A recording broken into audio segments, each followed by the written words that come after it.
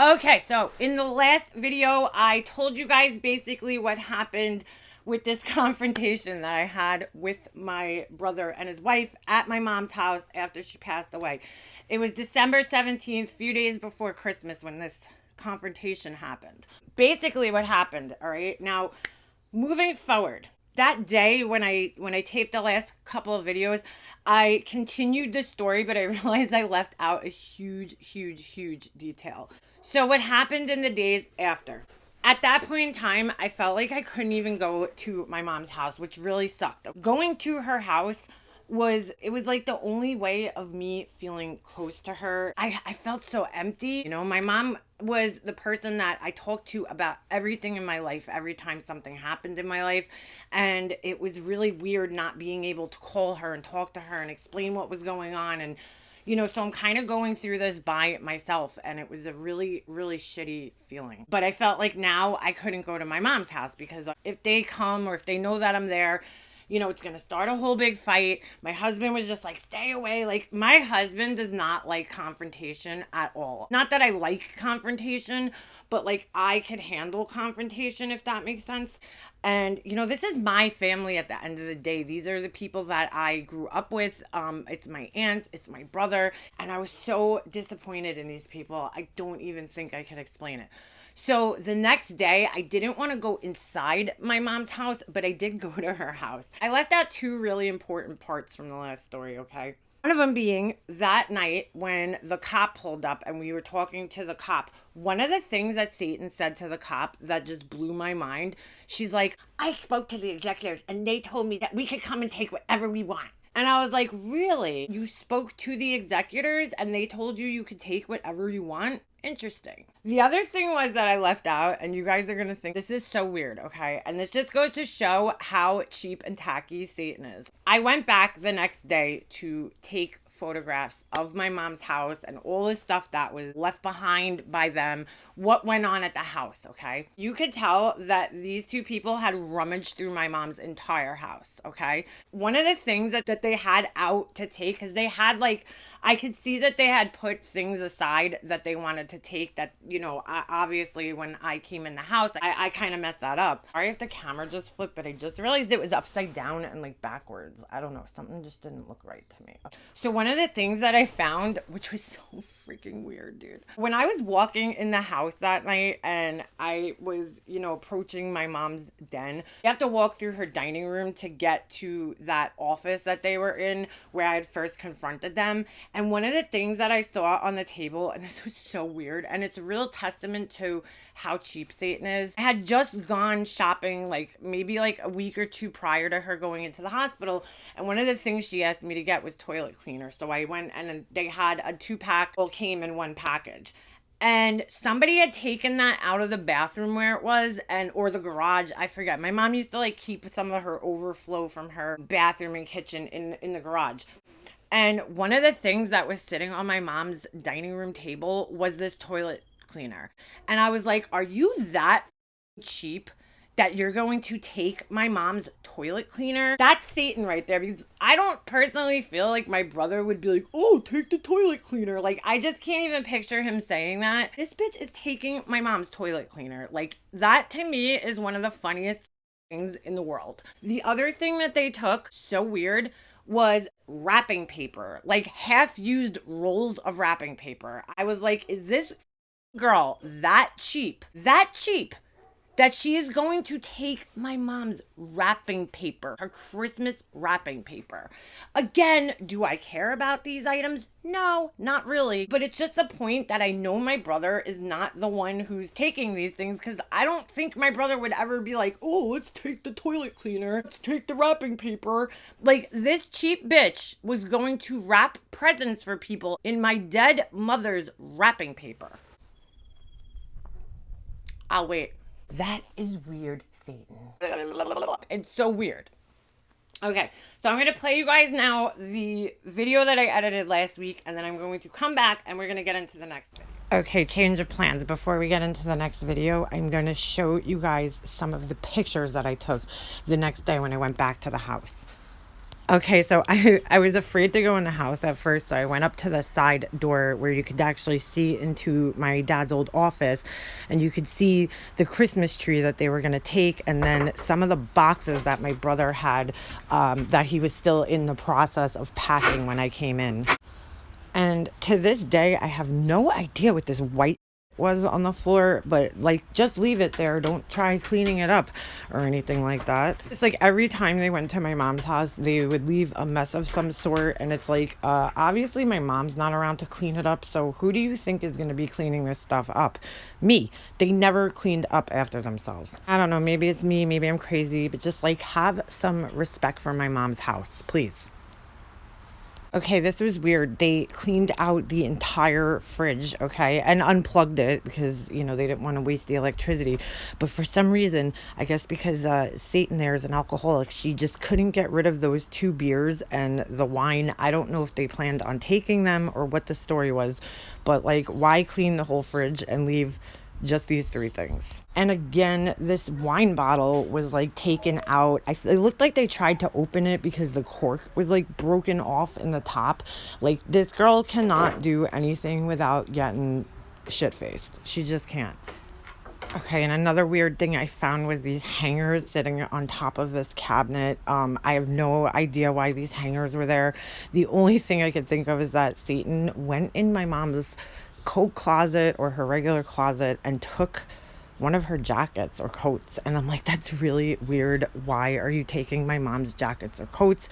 I know it wasn't anything of my brother's or my dad's because there was no men's clothing. Me and my mom cleaned her closet out. So, and clearly somebody went in the cabinet because the door was left open and there was nothing in there. My mom used to sell eBay stuff, and she had some like old books in there and a box of like Truvia sugar. Then I found this cordless drill with the battery unplugged. This used to be plugged in that office, so it goes to show that my brother was planning on taking it, and it was just kind of carelessly tossed on the couch, just like everything else. It was just there's no like respect.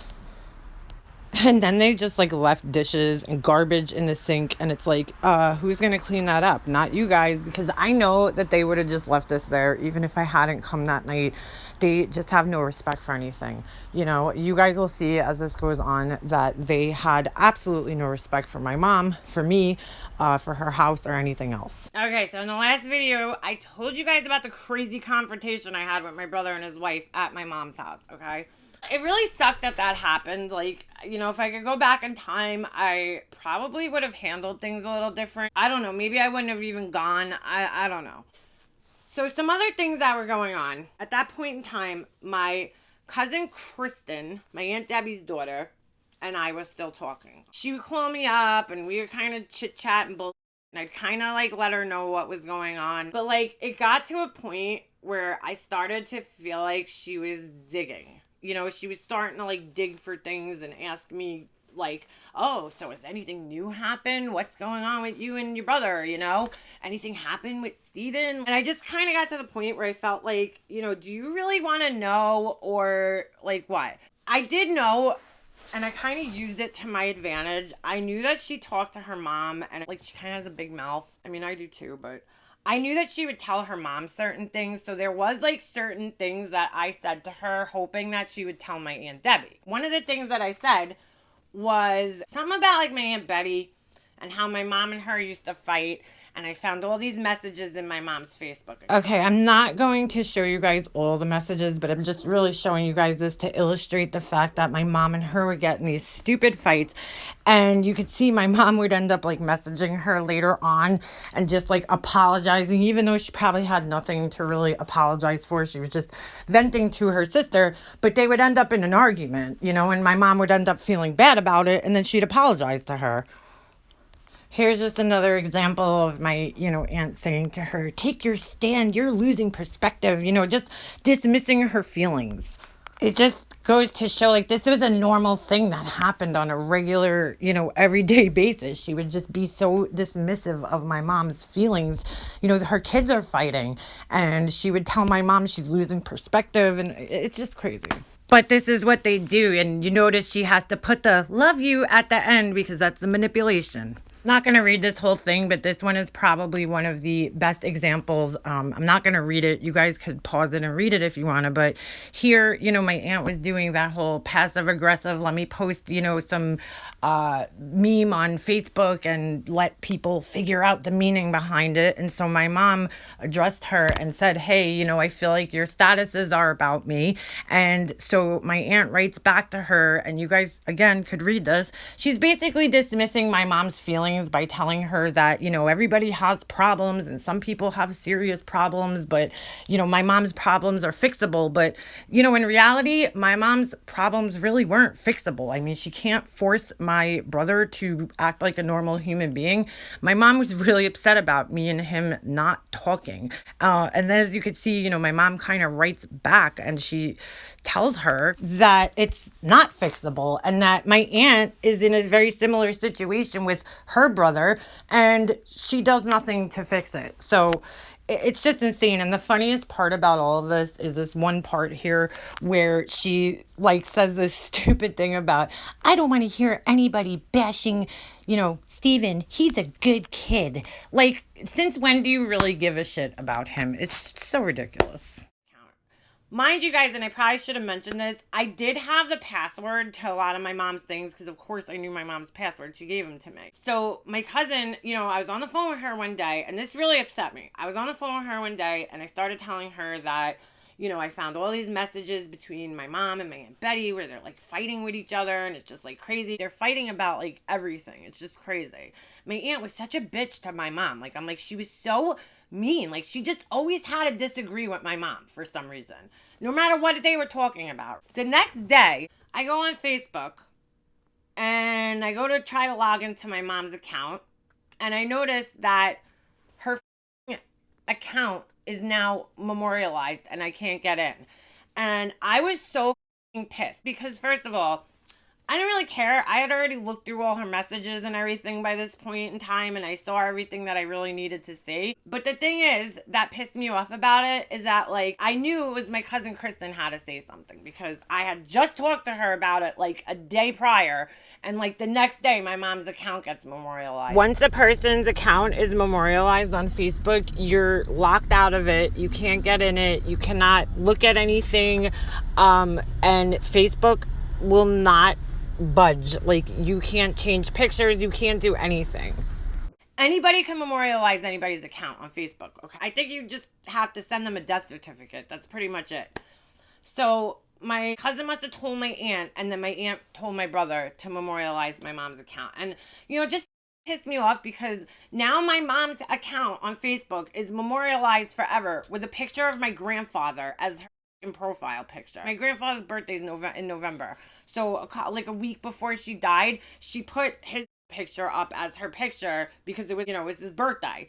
He's been passed away for almost 20 something years now. And I'm now my mom's page is forever frozen in time with my grandfather's pictures. And this is how petty these assholes are, okay?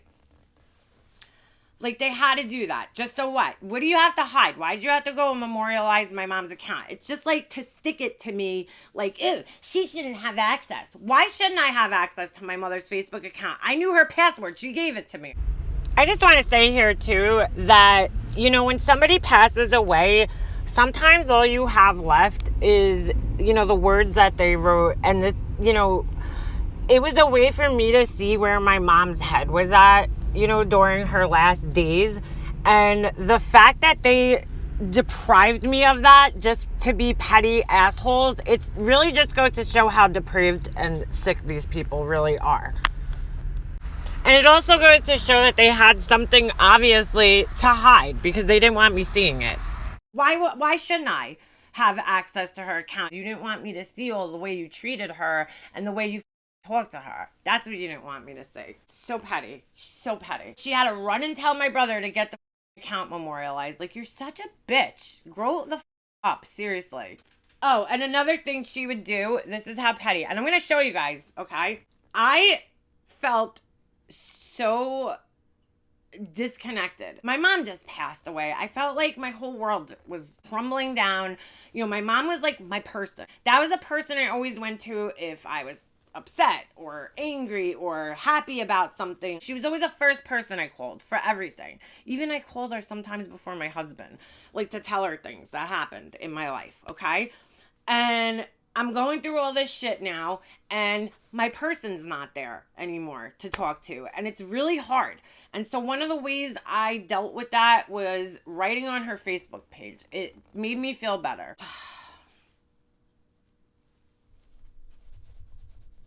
Like, I can't call her anymore. I'm so used to throughout the day making these like mental notes to tell her things. And now I can't call her. I can't talk to her. And it's just really upsetting. You know, so one of the ways that made me feel better was just posting things to her Facebook page, you know, because it was like my only way to communicate with her at this point. But every single time I would post something on my mom's Facebook page, my Aunt Debbie had to one-up me. She would go and post something on top of me. Every time. Okay, so here you can see I posted something December 5th, and then since they have me blocked, I can't actually see their post, but you could see it says 3 friends posted tributes to Carol's page, and that was my aunts and whatever.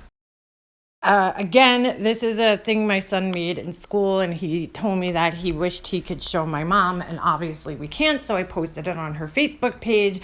And as you guys could see, right after I did so, it says 2 friends posted tributes to Carol. And then here again, you could see December 11th has no meaning. I just posted a picture to her account.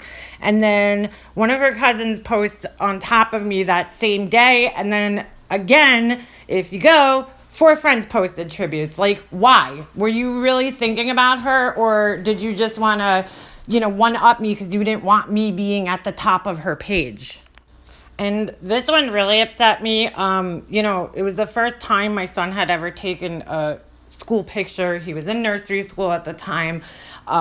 Just when I opened the envelope and I got the pictures back, I just started crying because it's like, who am I even giving these pictures to? My mom's not around anymore. It's so upsetting. Because I know my mom would be so proud and just so happy, to see him growing. Okay, so I posted that on March 21st, 2017. And then you guys will see, a couple days later, March 25th, my cousin Kristen had to post this stupid thing about these stupid flip-flops that my mom bought for her like years ago. And like, who, you know what I'm saying? Like, did you really need to post that at that point in time all of a sudden?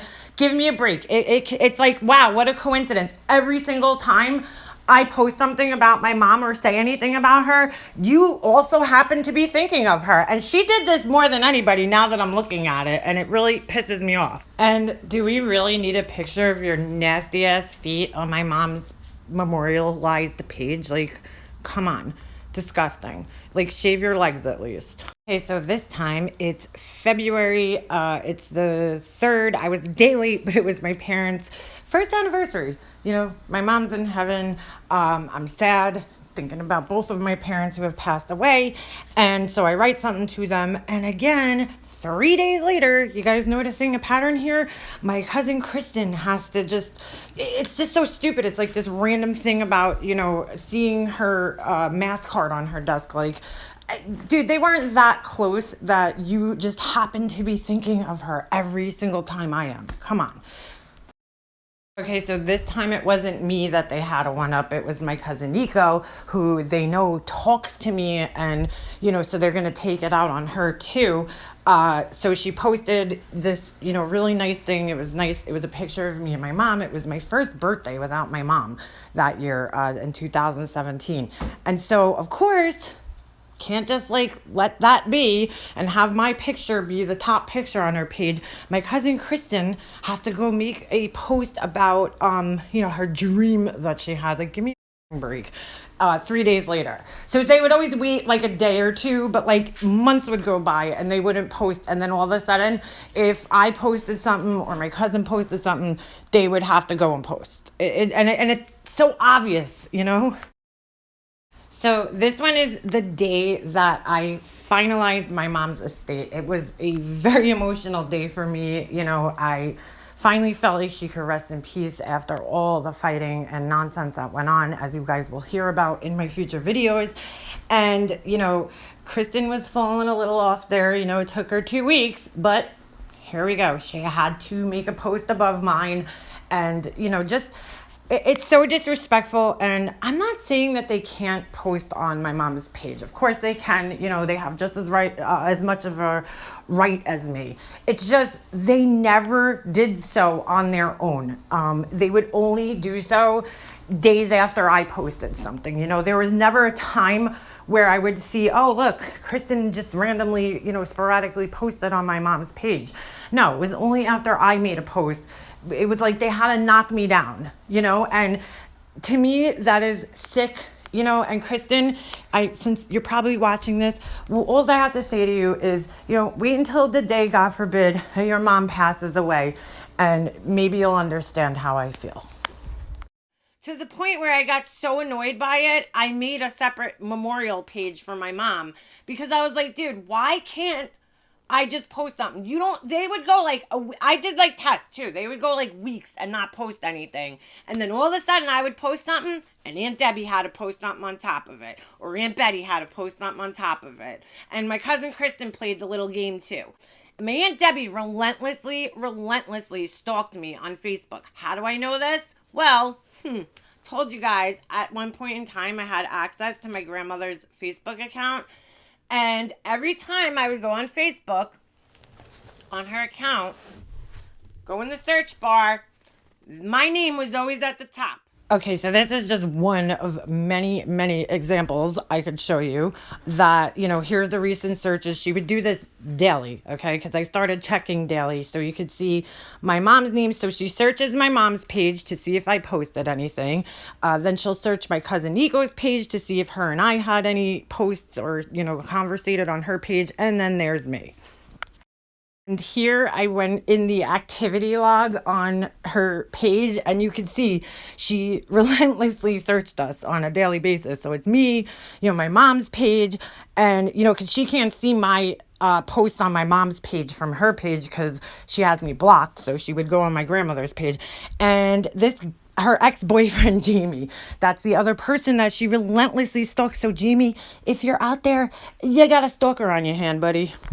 And again, these screenshots are from January. So this went on for months. I mean, I have a million screenshots of it. She would just relentlessly stalk me. And it's like, if you have me blocked and you don't want to talk to me, why do you need to look at my page? It goes to show the intent there that they would look at my mom's page and then, see if I wrote anything. And then they would make some sort of just stupid post. And this went on for months. And eventually she kind of got wise to it and changed the password on my grandmother's account. The top search. And then it would be my cousin Nico, my Aunt Debbie's ex-boyfriend, and her ex-best friend. Every day. Okay? So I started to catch on. So then I started checking every day to see if she was stalking me. And sure enough, she was. I have 100 screenshots of this, okay? You don't want to talk to me, but you'll sit there and stalk my Facebook page from my grandmother's page, right? So I got smart to that and started blocking my grandmother. My grandmother doesn't even go on Facebook anymore, and I know that because she's told me several times that she can't even see the goddamn iPad. So I just started blocking her from my posts. So it's just petty that going back and forth, and eventually I just kind of after the whole thing with me talking to my cousin Kristen and her obviously telling her mother that I read my mom's Facebook messages and my mom's Facebook page got memorialized, I kind of just felt you know what, I just need to cut this off. It's sad, but I felt I cannot be close with you the way you are when you still live at home with your mom. My aunt has a mother-daughter house, so she lives in the apartment. But she's still so closely tied with my aunt that I felt it was just the right thing to do. I considered her my little sister, not my cousin. We were very close. We talked daily. And of all my cousins, me and her were the closest ones. Everybody knew that too. It was oh, Leanna and Kristen. And as sad and as hard as it was for me, I just felt it was the best thing to do because I was dude, I am so angry with your mother. I am so angry with that side of the family. Aunt Betty. You guys are all close. They all live in the same neighborhood. They went to the same school district. I'm never going to be the one to put you in a position where you have to feel like you have to choose between me and your mom. My trust was gone too. I lost complete trust in everybody in my family at this point in time. And so I just felt like it was for me to heal and to be more mentally healthy. I had to cut the relationship off, and it really sucked. Did I think at that time it was going to turn into 3 years of me not talking to her? No, but it is what it is. And it's sad. I'm really sad about it. I know she's pregnant now and she's having a baby, and it kills me that I can't be there for her, but it just has to be this way. It's better for everybody. I know Christmas went by that year, and I did all my Christmas shopping in one night, and I went a little overboard that year. I went to Toys R Us, and I remember shopping and just like opening up my car and looking in, and I just started hysterically crying because I was like I can't believe my mom is not gonna be here for Christmas. I had time between my first Christmas, after my dad died, like 4 days after Easter. It was like April 20th in 2006. So it was like a couple of days after Easter. And like we had time before Christmas came. And I remember that first Christmas. And I remember my mom like, I'm not putting a tree up. I'm not decorating. And, I was like, Mom, Daddy wouldn't want that. He wouldn't want us to stop living. And he would want us to go on with life. And I went and I, climbed up on her roof and I put Christmas decorations up. And I put the tree up and I forced her into doing it. And she was really happy after I did. She was like, you know what? I'm glad we did this because, it does help. And, here it was. My Christmas was a month after she died. And it was just so soon. So we got through Christmas. I don't even know how. I just, again, I was just like, I think I was still on that, like, what do you call it? Like the fight or flight. Like, I don't know what you call it. Just like adrenaline response from like all the shit that was going on. I got myself through Christmas. And it wasn't until New Year's that year. I can't explain to you guys. I didn't feel like doing anything. I didn't feel like going out. I barely felt like getting dressed. I was grieving. I just felt like a zombie. Like I just felt like I had no emotions. It was so weird. It's so hard to explain. I felt like I just didn't exist anymore. Like I felt like half of me was missing. The half of me that was here was just in this fog. I guess that's the way you deal with trauma. Like looking back now and the way I felt, I just was numb. That's the only way I could explain it. It was almost like I couldn't cry. I couldn't laugh. Everything that I did felt wrong. If you laugh, you feel guilty. If you cry, you feel like you're crying too much. You just don't even know how to be anymore. It's such a weird feeling, grief. I can't